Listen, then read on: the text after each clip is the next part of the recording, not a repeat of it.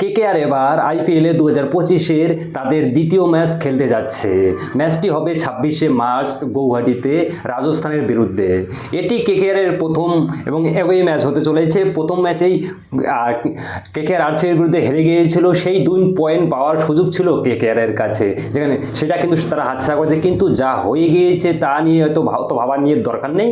এবার কেকেআরকে ফোকাস করতে হবে যে পরবর্তী ম্যাচের জন্য কেকেআর যদি এই ম্যাচে জিততে চায় তাহলে তাদের বড় কিছু পরিবর্তন দরকার। সঠিক সিদ্ধান্ত না নিলে এবার কেকেআর পয়েন্টস টেবিল থেকে অনেকটাই পিছিয়ে পড়বে। কিন্তু আজকের ভিডিওতে সেই সমস্ত গুরুত্বপূর্ণ আলোচনা করব বিষয় নিয়ে। ভিডিওটি শেষ পর্যন্ত দেখতে থাকুন। ভিডিওতে একটি লাইক করে চ্যানেলটাকে সাবস্ক্রাইব করে দাও। আর তুমি যদি সত্যি একজন কেকেআর ডাইহার্ড ফ্যান হয়ে থাকো তবে এই কমেন্টে আমি কেকেআর লিখে ইমোজি দিয়ে যাবেন। তো কেকেআরের প্রধান যে সমস্যা রয়েছে সেটা হচ্ছে টিম কম্বিনেশন ঠিক করা। একটি দল বড় নাম দিয়ে নয়, ভালো কম্বিনেশন দিয়ে ম্যাচ জেতে।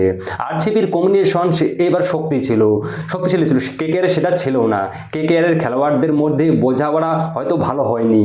2 নম্বরে ওপেনিং হচ্ছে যে ওপেনিং ঠিক করা। কুইন্টন ডি কক এবং সুনীল নারায়ণ ওপেনিংয়ে নেমেছিল, কিন্তু কুইন্টন ডি কক দ্রুত আউট হয়ে যায়। ভাগ্যবশত নারায়ণ এবং রাহানে ইনিংসটাকে ঠিক করে নেয়, তবে 3 ওভারে মাত্র 9 রান করেছিল। কিন্তু এইভাবে যদি চলতে থাকে তাহলে কেকেআর বড় সমস্যায় পড়বে। 3 নম্বরে যে সমস্যাটা রয়েছে কেকেআর, সেটা হচ্ছে সব থেকে বড় ব্যাটিং অর্ডার বদলানো। আমরা যদি লক্ষ্য করছি আঙ্কিশ রঘুবংশী 5 নম্বরে ব্যাটিং করতে এসেছিল, কিন্তু এটা তার জন্য উপযুক্ত জায়গা নয়। আমরা কম বেশি দেখেছি এতে রিঙ্কু সিং বা অ্যান্ড্রে রাসেল অনেক নিচে নেমে যাচ্ছে। এর ফলে তারা নিজেদের স্বাভাবিক যে খেলা একটা রয়েছে সেটা কিন্তু খেলতে পারবে না। আর 4 নম্বরে হচ্ছে বোলিংয়ের সমস্যা। তা হচ্ছে কেকেআরের এখনও পর্যন্ত স্পিনারদের উপর সবচেয়ে বড় ভরসা রয়ে গিয়েছে।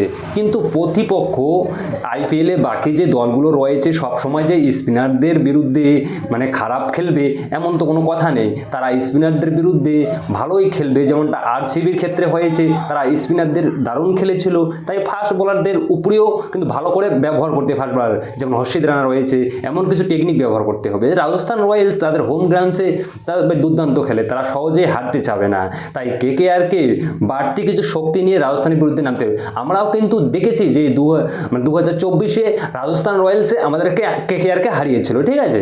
এখন যদি আমরা দেখি যে কেকেআরের সব থেকে বড় কমিগুলা, আচ্ছা আমরা অন্য দলগুলো যদি দেখি Sunrisers Hyderabad, royal Challengers Bangalore বা আজকে লখনৌ ফ্র্যাঞ্চাইজিকে দেখো, আমরা যদি দেখি তো পাওয়ার প্লেতে তারা কিন্তু কম বেশি 80 রানের উপর দিয়ে করেছে, ঠিক আছে। আর সম্ভবত আরসিবি রান করেছিল 78 রান, আর আমাদের কেকেআর কত রান করেছে জানো? 55 রান। তাও তো আবার 3 ওভারে শুধুমাত্র 3 ওভারে 9 রান ছিল। এইভাবে যদি চলতে থাকে তাহলে তবে কেকেআর লাটে উঠে যাবে।